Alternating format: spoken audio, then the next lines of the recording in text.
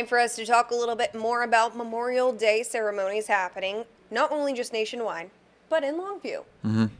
What happened today, this morning, and kind of give me the breakdown about how many residents were there honoring the fallen soldiers and the ones that we've lost. Yeah, there's events happening all across East Texas today. It's always cool to see how patriotic East Texans are and just how many people come out for these kind of things. It's always so awesome to see, whether it's for Veterans Day or for Memorial Day, but especially for Memorial Day, honoring the guys who didn't make it back, the guys and girls who didn't make it back. So this morning in Longview, they were originally going to have it at Teague Park and the Veterans Plaza they had there, the beautiful memorials they had there, but they had to move it inside to the fire training center they had there because of the forecast. So it ended up being pretty nice out, but because they have to plan so much, it ended up being inside at the fire training center there. But still a great turnout. They had probably, I don't know, 30 seats, and they were filled, and a lot of people were standing. So really great turnout. And they had, the color guard. They had a couple people sing some songs, Amazing Grace, and, God Bless America. And a couple people gave some speeches. Chief Deputy Craig Harrington with the Gregg County Sheriff's Office. I never knew this about him, but he's an Iraq veteran, and he told a story about one of the guys he lost, and it just hit me, just really got me, there. And just talk with a couple other guys and hearing their stories about, the guys who didn't make it back. And, it just, you hear these stories throughout the year, but it just hits different today, the freedoms that we take for granted, Sometimes it really just gives you goosebumps hearing the stories that we're told. Yeah, and especially from the guys who, know those guys, like, hey, my buddy John didn't make it, and, I think about him. It's real to hear it from the mouths and not just, a movie. There's some good movies out there, but, it's real. All right, well, let's go ahead and take a listen. Take you over to Longview this morning.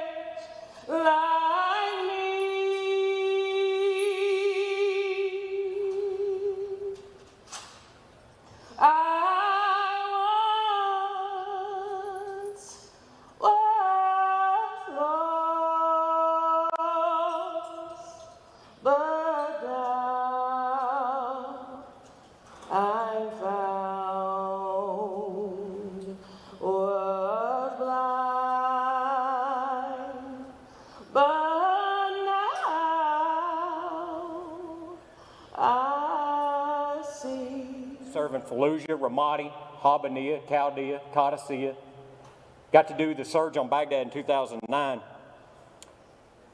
But Memorial Day is about remembering those that never did come home. I'd like to tell you a story about a guy that I served with. First met him when we were stationed in Arkansas. His name was Christopher Everett.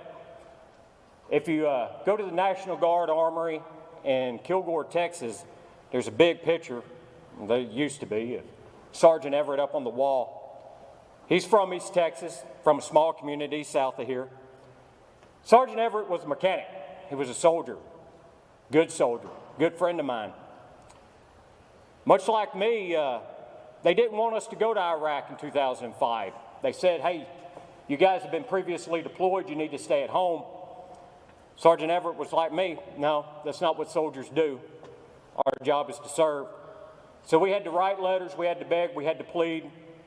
They allowed us and another group to go over. 2005, we're in Fallujah. Like any good soldier, NCO at the time, I'm doing my PCCs, PCIs. I got the mission that day. Simple patrol, outside the wire, go find insurgents, engage the enemy, and come home. That was our mission.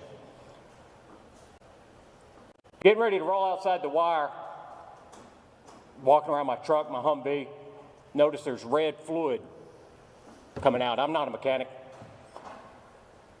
Couldn't figure out what was going on, but realized I wasn't going to be able to complete my mission. Sergeant Everett comes up to me. He's like, hey, I'll take care of your truck. I'll make sure you get your job done. Take this out of the truck, get outside the wire, do your job. Told Sergeant Everett I appreciate it. He always looked out for me. It's always good to have friends in the motor pool that are taking care of you.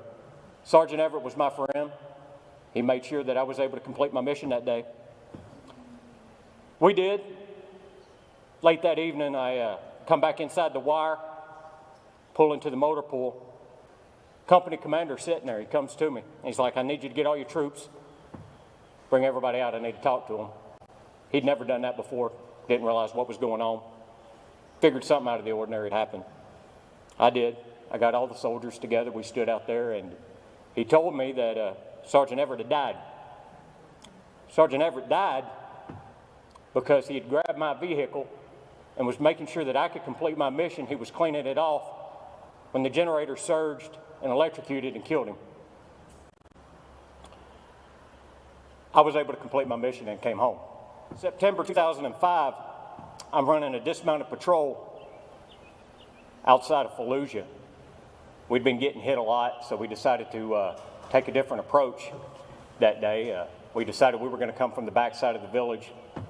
My job was to grab the dismounts and do a sweeping patrol through the area looking for IEDs. I had just gotten a new Humvee that day, didn't like it. They had just gotten us these bolt-on armored kits. We had just put them on a week before. They were sluggish. We couldn't move. Figured that they would jeopardize our ability to get in, get out. But nevertheless, we did our job.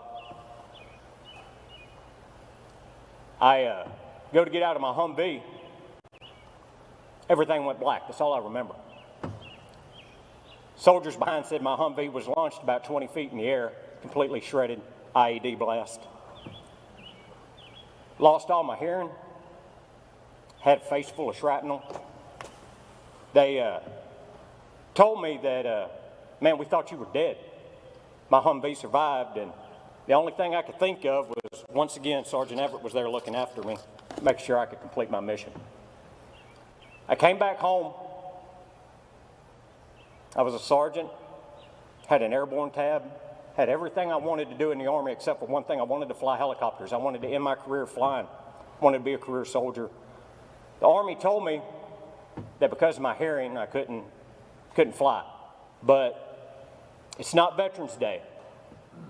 Veterans Day is to recognize all of us that have served.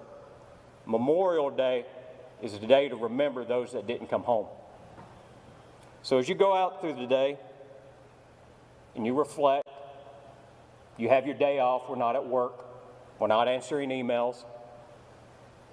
Some of us will probably still get some phone calls, but we're not sitting in our office. Just remember that today is not just a day off. It's the day, remember, the ones that don't get the day off.